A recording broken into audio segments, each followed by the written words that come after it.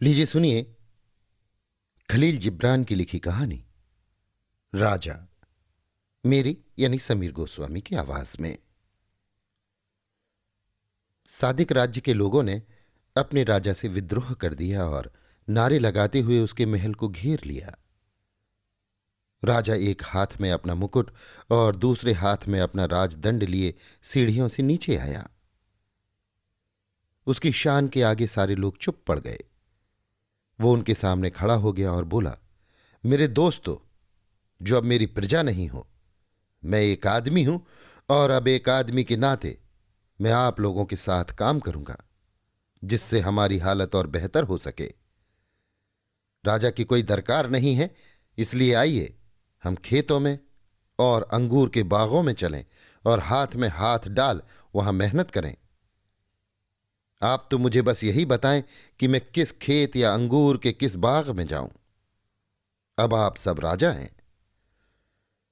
लोग आश्चर्य में पड़ गए और उन पर खामोशी छा गई, क्योंकि जिस राजा को वे अपने असंतोष का कारण मानते थे उसी ने अब अपना मुकुट और राजदंड उन्हें सौंप दिया था और उन्हीं में से एक हो गया था।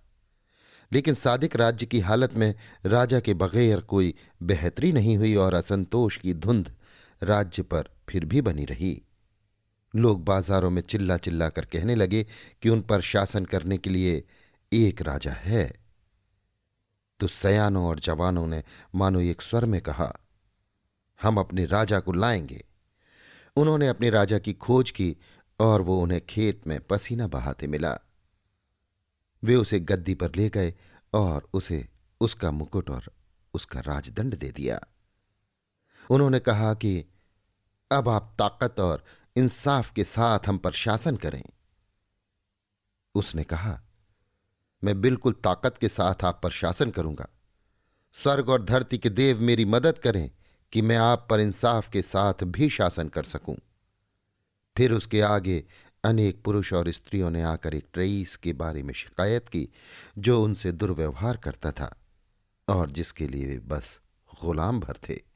राजा ने तुरंत उस रईस को अपने सामने बुलवाया और उससे कहा, ईश्वर के तराजू में एक आदमी की जान का वजन भी उतना ही होता है जितना दूसरे आदमी की जान का, क्योंकि तुम ये नहीं समझते कि जो लोग तुम्हारे खेतों में और अंगूर के बागों में काम करते हैं उनकी जान का मूल्य कैसे आंका जाए।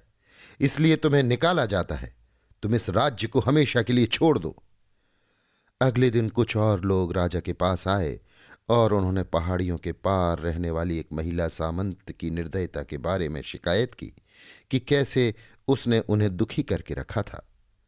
महिला सामंत को तुरंत दरबार में बुलाया गया और राजा ने उसे भी ये कहते हुए देश निकाला दे दिया कि जो लोग हमारे खेतों को जोतते और हमारे अंगूर के बागों की देखभाल करते हैं वे हमसे अधिक श्रेष्ठ हैं, जो उनकी तैयार की हुई रोटी खाते और शराब पीते हैं। और क्योंकि तुम इस बात को नहीं समझती, इसलिए तुम इस देश को छोड़ दो और इस राज्य से दूर चली जाओ। फिर और स्त्री पुरुष आए जिन्होंने ये शिकायत की कि धर्मात्मा उनसे पत्थर मंगवाता है और उन्हें मंदिर के लिए तुड़वाता है और फिर भी उन्हें एक धेला तक नहीं देता, जबकि उन्हें पता है कि धर्माध्यक्ष के खजाने में सोना चांदी भरा पड़ा है, जबकि वे खुद भूख से खाली हैं। राजा ने धर्माध्यक्ष को बुलवाया। जब धर्माध्यक्ष आ गया तो राजा ने उससे कहा, तुम जो अपने सीने में वो सलीब पहनते हो उसका मतलब तुमने जान में से जान निकाल लेने का काम किया है और जिंदगी किसी को नहीं दी। इसलिए तुम्हें हमेशा के लिए ये राज्य छोड़ना होगा। इस तरह पूरे महीने स्त्री पुरुष रोज राजा के पास आते रहे और उसे अपने ऊपर लादे गए बोझों के बारे में बताते रहे और महीने के हर दिन किसी न किसी आतताई को देश निकाला दिया जाता रहा। सादिक के लोग चकित थे और उनके मन में प्रसन्नता थी। एक दिन की बात है, सयानों और जवानों ने राजा के गढ़ को घेर लिया और उसे अपने सामने बुलवाया और वो एक हाथ में अपना मुकुट और दूसरे हाथ में अपना राजदंड लिए नीचे आया। राजा ने उन लोगों से कहा, अब आप हमारे साधिकार राजा हैं।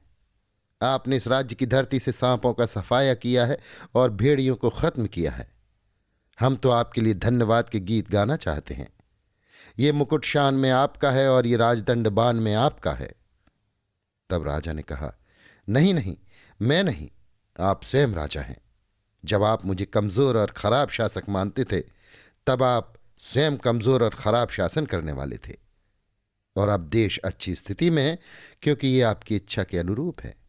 मैं तो बस आप सबके मन में बसने वाला एक विचार हूं, और मैं बस आपके कर्मों में रहता हूं। शासक जैसा कोई व्यक्ति नहीं होता। अपने आप पर शासन करने को बस शासित ही वजूद में है। राजा अपना मुकुट और अपना राजदंड लेकर फिर अपने गढ़ में चला गया। सयाने और जवान अपने अपने रास्ते चले गए। वे सभी संतुष्ट थे। उनमें से प्रत्येक अपने को राजा समझने लगा, जिसके एक हाथ में मुकुट था और दूसरे में राजदंड। अभी आप सुन रहे थे खलील जिब्रान की लिखी कहानी राजा, मेरी यानी समीर गोस्वामी की आवाज में।